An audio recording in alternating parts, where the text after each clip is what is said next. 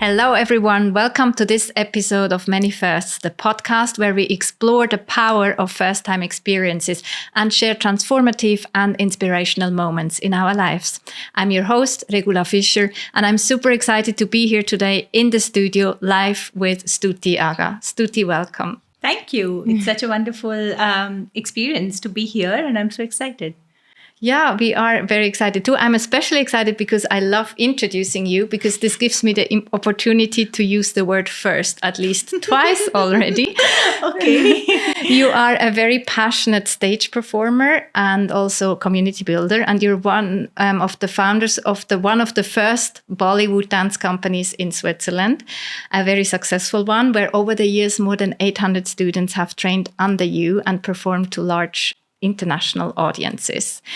You're also the winner of the first prize, again, first, of the professional category at the largest Bollywood and multicultural festival in Europe. You're a very passionate promoter of the joy for dance and also for the pursuit of art. And you do that also by speaking, for example, on TEDx stages. You're originally from Mumbai in India, and you have been living in Switzerland for the last almost 15 years with your husband and your 2 children. So welcome again. And it's actually a funny coincidence, I find, that we're recording this on the night before the Independence Day of India, right? So, yes, absolutely. I'm so glad you could make it. I wasn't sure if maybe you're preparing, rehearsing. Will you be dancing tomorrow? No, I would be actually working in the office.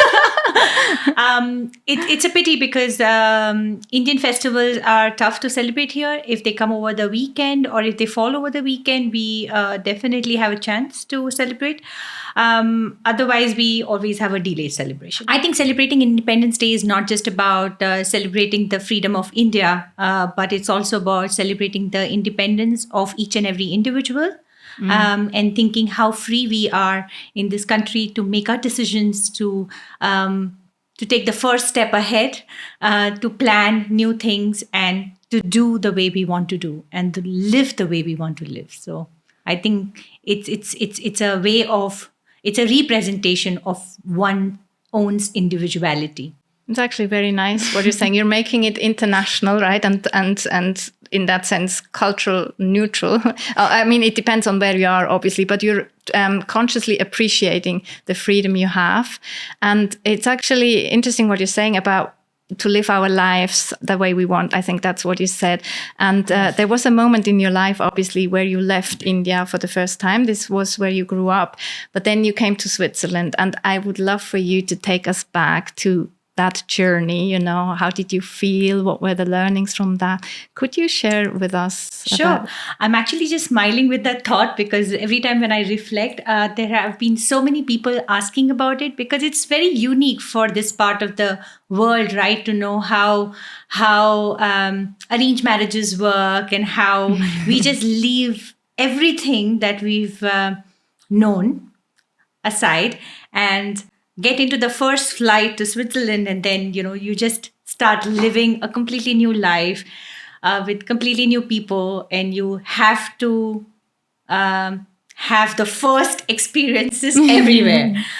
So it's all about remembering the first friend, the first night you spend here, and they are all so unique. And they were also scary at the same time. But it's all about how you take it and how you learn and live. So. Yeah, and how do you take these moments, as you say, moments of change and transformation, and often take a lot of courage because they're maybe a bit exciting but also a bit scary. Yeah. Anything that you do that helps you, does you continue even though it's a bit scary? Yes, actually. I think for me, it was definitely a long learning curve because I'm born and brought up in Mumbai in a family where, everybody's lived together. We make decisions, or we always get support from our parents and our family, sister to, make a decision on it. And when you are here, you have to make your own decisions, and you don't have a second opinion on everything that you're doing, right? So that was a very big change that one have to live. And I think it's all about defining the most important or the first ground rule about yourself is what you like. And I think once you know what you like, it's easier to make decisions, because then you know exactly, if there's something you like, you do it. If you don't like it, you don't do it. So specifically with moving here, what would have been the things you would like, not knowing where you're going? So I was a bit lucky, because my mother-in-law, she's a very open-minded person, and she was the one who encouraged me to come and visit Switzerland even before getting married, which is very uncommon. But I visited Switzerland for 6 days to know how and where I am, because my husband was sure that he wanted to live here and he didn't want to relocate. And, in marriage, it always happens that the both have to be in sync, right? In order to both needs to have similar goals and same aspirations, same similar things to drive you forward. It's more like driving, right? One says take left, one says take right. It wouldn't really work. So I did visit Switzerland before I got married, before I knew where I'm going to move. Of course, 6 days is not enough to decide whether you would want to live here. But what is more important is to know whether you want to take a chance of living with somebody. And if that person whom I'm going to live with is exciting enough, then, your life can be exciting. And I think our life, in order to drive and continue doing something, it just needs to be exciting. It should keep motivating you, inspiring you, not just, it's so monotonous. So that's what drove me towards getting married to my husband and moving to Switzerland. Thank you for sharing that. I find it so impressive, because it was a lot of change at once, right? Like moving country and culture in that sense, and then also moving in with someone and getting married. So all of that at once, and also having a new job and so on. Absolutely. So really a lot. And we're talking about exciting, but is it maybe sometimes, or was it also exhausting, or maybe still is? I don't know. No, it wasn't exhausting. It was depressing. Even. And I think, it was pretty depressing. And you all have effects, right? As we said, what I have learned in my life, or what I wish to share with everybody who I come across, is that it's you who decide how you want to drive or how you want to live. And everybody have the ups and the downs in life. And there is always a completely new experience. And every time is the first time. So you meet a different person, you have a different scenario, you have so many things that are always different. It's never the same. That's why it's always the first. But it's not always depressing, I hope. No, absolutely not. I think because you learn from every experience you have. And that is why, whether it's a bad experience or a good, you always take it positively, saying, yes, what do I take away from it, which can help me have a better experience the next time. That's so, it makes so much sense. It's not always easy, but of course it does. So that means when you were, it was difficult, maybe also in the beginning, you had this attitude, right? And this mindset that it will change, you will overcome that. No, I did not actually. Not for the entire first year. I moved to Switzerland and I put on like 12 kilos because all I would do is eat the junk. It was difficult. The climate was different. The environment was different. There were no friends. I actually moved on the weekend of Easter. So the first 4 days were completely like shut down. Quiet. So I'm like, why is there curfew in the city? So it was I mean, I think we can talk about it for hours and hours about the first few years in Switzerland. But it all changed when I started working. And then on my way to work, I found a studio in Enge. It was run by a very dear friend of mine, Zena. She's a belly dancer. And when I was just passing by, I saw her and I spoke to her and she said, yeah, you can come and teach Bollywood here. And I just jumped into that and that changed my life. Very nice. Sometimes it's people a lot of times that help us and bring us the encouragement or the energy to continue.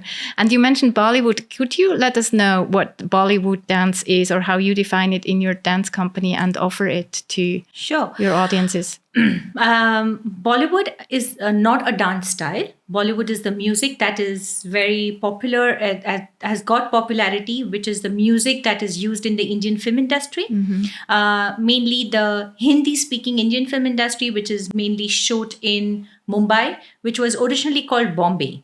And that is why from Bombay, they adapted the word Bollywood from inspiring from Hollywood. So Bollywood is just the word that I use. Bollywood fusion is because I use Bollywood music because it's very peppy, it's very lively, it's easy to connect.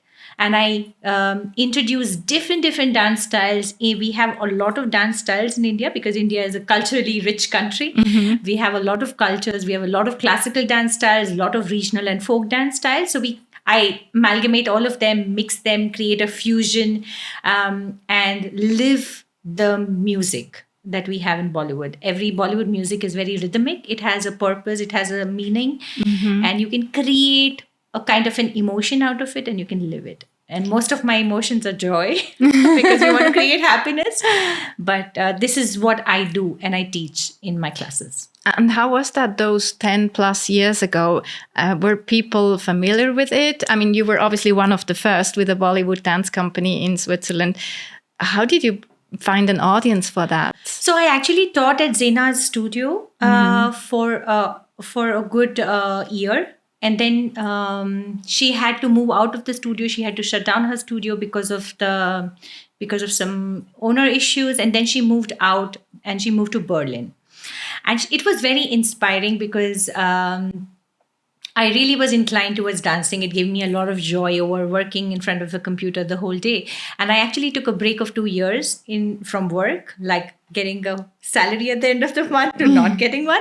And I decided to start up my company. And the complete benefit goes to Zena because we used to have sessions where I used to always ask her, how do you survive as an artist in Switzerland? Because it's very difficult. It's tough to earn as an artist. And I think everybody who is listening to me right now would probably nod their head saying yes. So it was very tough. But she was the one who motivated me that I could. And that's why I took a 2-year break to set up my brand called Nachle in Switzerland. And then after that, it was not stopping, but I wanted to do things which others don't do. And I didn't want to take every decision for dance, which is like my passion, to make it monetary. I just didn't want to do things which could give me money. And that's why I moved back to working. And then I managed both. I see. So that's also the creativity, right? You somehow form the world the way you would like it to have according to your values. So you mold things, you adjust, you adapt. And you did that even in a country where you felt lonely first, it was depressing, and you still found the energy to build, and something that was maybe not so known at first. How did that evolve over time? Did you see that change? Yes, when I started my classes, I had sometimes 2 students. I had sometimes no students. And I'm not very popular in promoting and doing a lot of because again, in a country where language is a barrier, like I used to, what I wanted to achieve from my classes is that it should not feel like work. If you finish work and you come to the class, you should feel that I have no window to even think about it. If you can give that break to your thoughts, to your anything that is going outside in your life, you should not be able to think about it. That is the best way of recovery. It's meditation, it's recovery, and it gives you so much joy because that 1 hour you give it to your own self.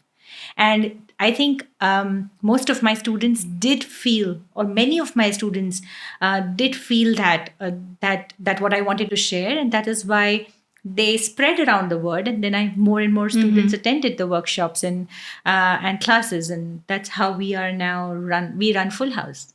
That's so good, and congratulations! It's such a success, and yeah, the joy and the energy that you spread, that's so contagious.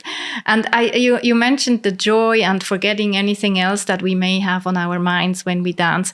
I find it very interesting that you have this pioneer spirit, right, in your own business. In also, you're the choreographer. I understand of the dances that you study also with your students. So pioneer creativity, and your day job maybe a bit more routine and standardized, let's say. Is that true? And how do you navigate that? I just think it like this, that my day job is the one that pays my bills, and my evening is more a session which everybody else would go do meditate or go to a gym. For me, it may not give me as much cardio, or it may not serve as a gym, but it mentally keeps me very active, very happy. And I think that session that I do is so contagious. Like even right now we are on a holiday break, and I miss my Tuesdays. So, so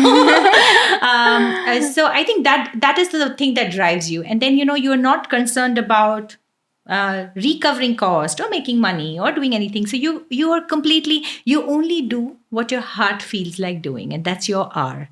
And I think this, if you feel it, you can spread it. Because when somebody sees you, if you are sad, even though you don't say it, another person can feel the vibes. So if I am happy and if I am stress free, everybody else in the room would probably feel that too. And I think that is what true. drives all of us to run to the class. That's very true. So how is that with that energy and these vibes? Do you bring that into your environment at work also? There's, of course, limitations at work, right? Because I keep it active, I keep it lively. I'm sure nobody in my workplace would not like me being around them. But it's basically a switch. You can't change your personality for sure. So you can have my motto at my workplace is to make them feel that I am part of the group. I shouldn't stand out, because at workplace, like at least my experience has been, because I'm working in IT, I am an IT professional. There is not a huge number of female participants in an IT professional field, and where there are projects where we have a huge group, but I've been lucky to or unlucky or lucky to be in a group where I'm more or less the only girl, and then my agenda when I come across such situations, or I'm an only Indian, or I'm an only foreigner, and my agenda is that nobody in my team should feel she's different, and that's how you bring the comfort in the team. You should work as a professional. You should adapt to what is required for that time and for that group. And once you adapt, you fit in. And once you fit in, you have no issues. Be part of the system, right? Yeah. And that's probably also what helped you then adapting in Switzerland in the same strategy, let's say. Yeah, I used to just speak German, and they would laugh. And I think in Switzerland, the best thing is if you try, they really appreciate. And in the class, if there would be somebody who would come and who would not know English, I would speak a little German, and then it would just be a moment of humor, right? Because you always make mistakes, and then they also feel that you break the barrier of just one person teaching and the other person learning. You make it a comfort zone that okay, everybody needs to learn. It may not be dance, but then it's the language. And that's how you break the barrier. And the more you break the barrier, the more fun it is. So, the more comfortable people are with each other. Yeah, and open up, exactly. So now you're mentioning fitting in and adapting, for example, at work or in a foreign country. Now you're someone that is on stage a lot, and there, of course, you're fully exposed. So is that then also a totally complementary experience, or how do these blend? No, I'm not exposed when I'm on stage. I'm myself. Right? Wow. Because I don't want anybody to see a fake thing with me, right? And that's what I tell each and everybody who joins me on stage, that you are not showcasing something. You're just being yourself. And once you be yourself, if you enjoy dancing, you will not make a mistake. And you will sink yourself into it, that you just enjoy. Because if you are conscious, you're thinking about the next step I have to do, your face says it. And then your face shows the tension, shows that stress that the audience sees. Yeah, and then the audience cannot connect. They won't feel the joy that you're feeling. And that's why we as a group, or even my students nowadays, my students also get a lot of opportunity to go on the stage. And whenever anybody goes on stage, we say, just be yourself. If you enjoy dancing, let others know how much fun it is. And I think that really helps, because then you're just yourself and you have no stress. It doesn't matter who's watching you.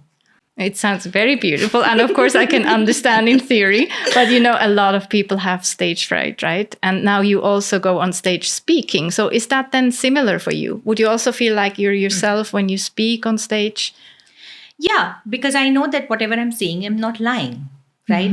If I have to pretend, I am concerned whether am I going to be saying the right thing or not. Yeah. But if I am supposed to say what I feel, then when you feel something and if you're saying it, you don't have to think twice. So this is, I've recently explored myself as a speaker.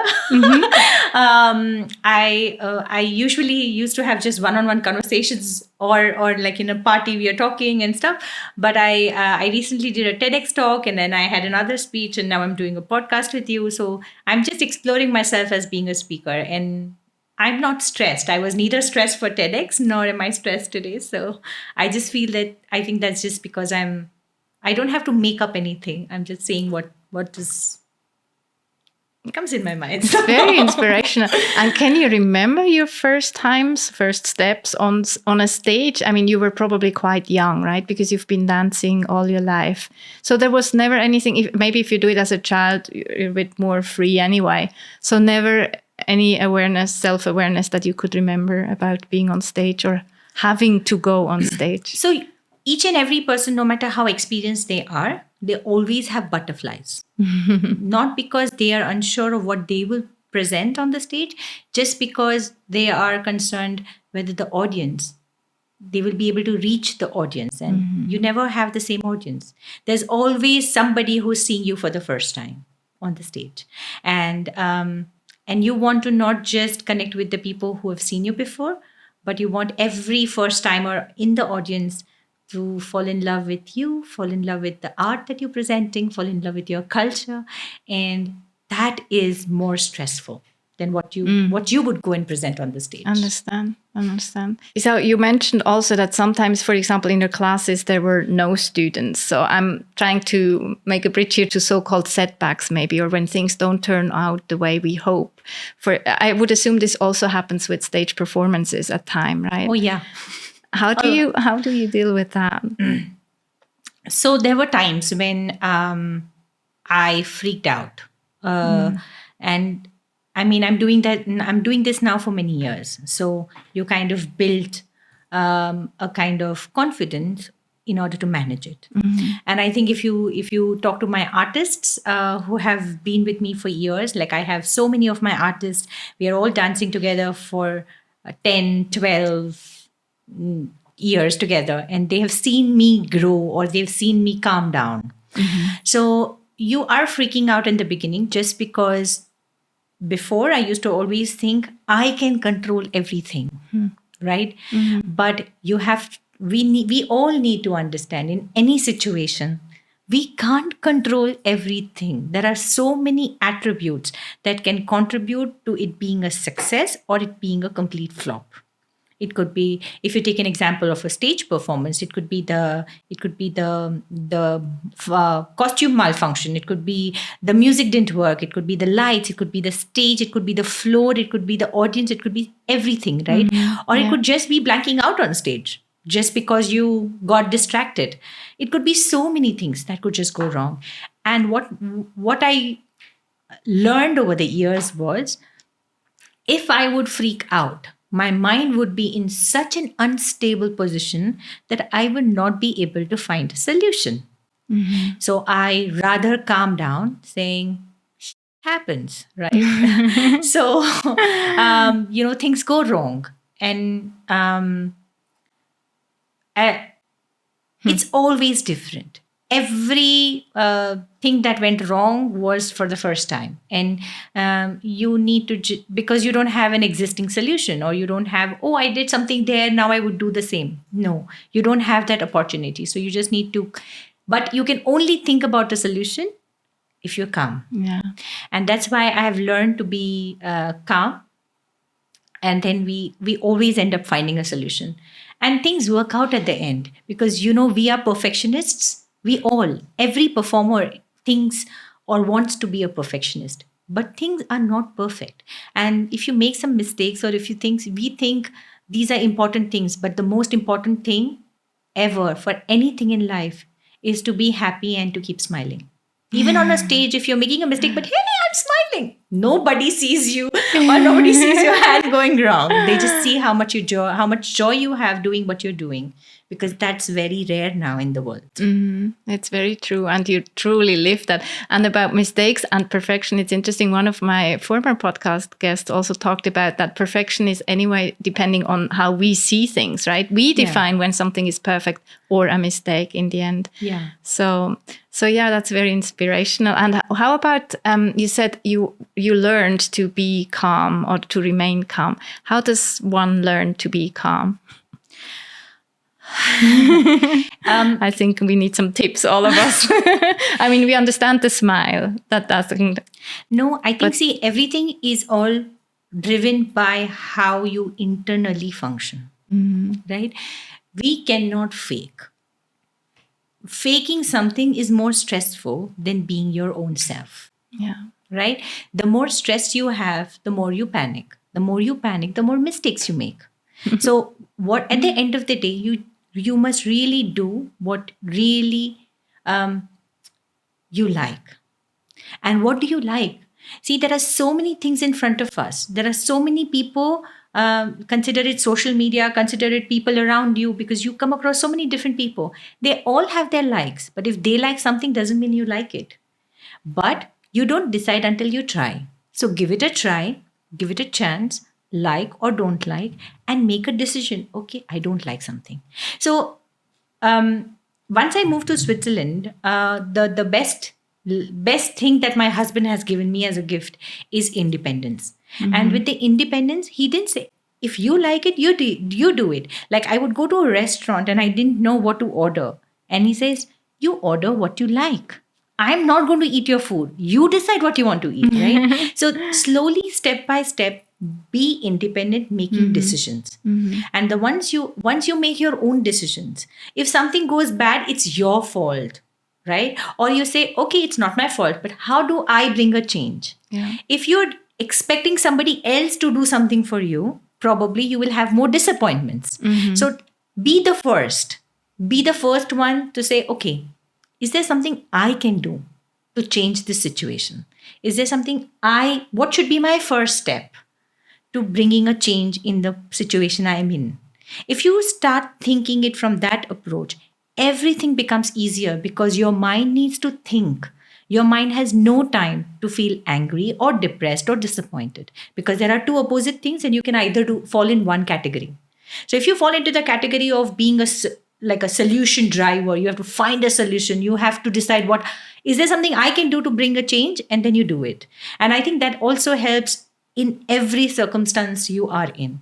And I think over these years, when my husband made me independent, I was the one taking decisions. If I want to go on a holiday and I want to spend an expensive trip, how am I accountable for it, right? Yes. You start doing these small things. You start making your own decisions. If I'm earning my money, how do I spend my money, right? Do I spend my money in a luxurious bag, or I make a trip to somewhere? You take your own calls. You are the one driving it. And if everything becomes about you, then you don't expect anything, or you don't expect anybody to do anything for you. You are less disappointed because it's all about you. Yeah, and you feel more in control because you take things in your own hands. Even if sometimes maybe you you decide in a way that you feel afterwards, maybe I could have decided differently, but you learn and it feels like growth, right? Exactly. And if somebody else makes a mistake, you're more angry. If you make your mistake, you're probably less angry.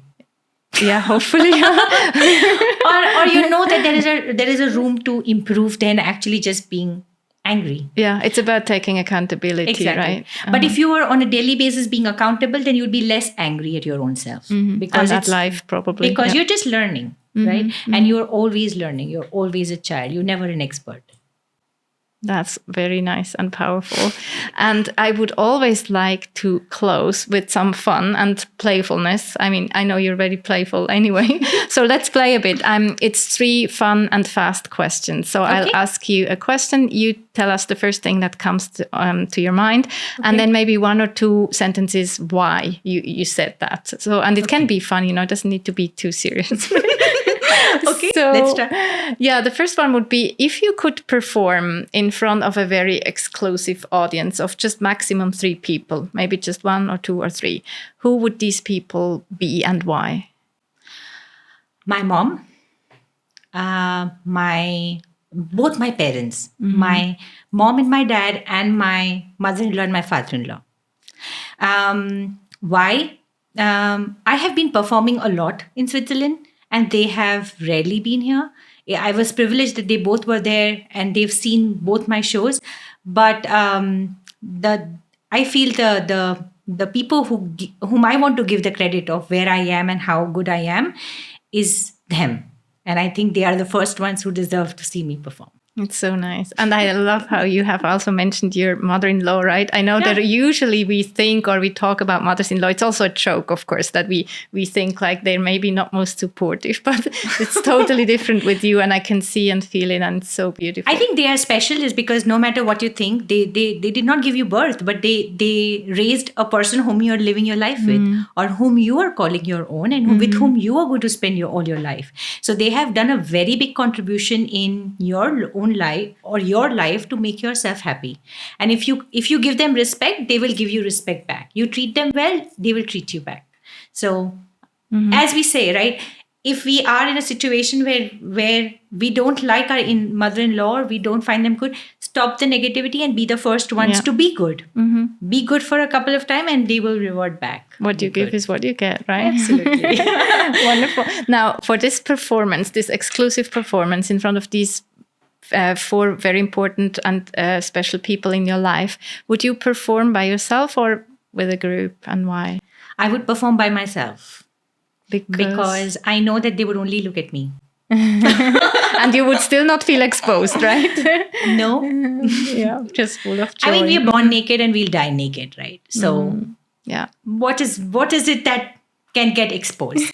There's nothing that you have within yourself that you cannot show anybody and everybody in the world. It's just you. It's just and it's not even how we have to think, and it's not even that we have to think how somebody else would see us, because we will never know how somebody else is watching us. We can only presume how somebody else is watching us. That's very true. Or worry how they might be. That's what I'm a specialist. So think positive and you have no worries. It doesn't matter what happens outside your space. You know what? I think I'll drop the 3rd question because this is such a beautiful word to close. Thank you so much for all the wisdom you shared and all the smiles. It was a pleasure having you. Thank you. Thank you, everyone. If you liked today's episode, it would mean a lot to us if you like it and share it with friends and family or anyone that could need a boost of courage. We would also love to hear from you, so please share your reflections and dreams with us in the comments, and I'll see you next first time. Until then, much love and courage. Ciao.